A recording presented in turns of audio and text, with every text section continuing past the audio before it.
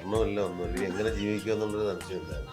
അപ്പൊ അന്നാണ് സ്വർണ്ണത്തിന് വലിയ വിലയില്ല. അല്ല അത് എന്താ വെച്ചാല് അന്ന് ഞാൻ ശരിക്കും ബ്യൂട്ടി പാർലറിലേക്ക് പോകാൻ ഇറങ്ങിയ ആളാ വീട്ടിൽ. പാർലറിൽ പോകുന്ന വഴിയാണ് ഷാട്ടൻ വന്ന് പിക്ക് ചെയ്യുന്നത്.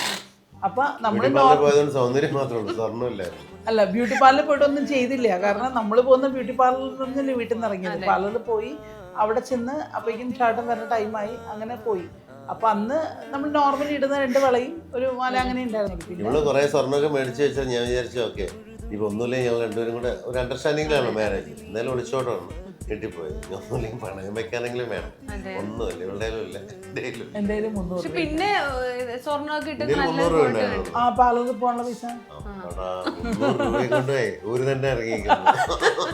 അല്ല അന്ന് അതായിരുന്നു കയ്യിലെടുത്തത്. കിലുക്കത്തിലെ തമ്പുരാട്ടി അല്ല 300 രൂപ സത്യം കല്യാണം കഴിക്കാൻ ഇറങ്ങിയിരിക്കുക. അതും ഉണ്ടായിരുന്നു. എന്റെ എന്താ ഉണ്ടായിരുന്നു അറിയോ, എന്റെ മുടി ചെയ്യണ കോംപ്രഷ്. കാരണം മുടി ഉണ്ടല്ലോ.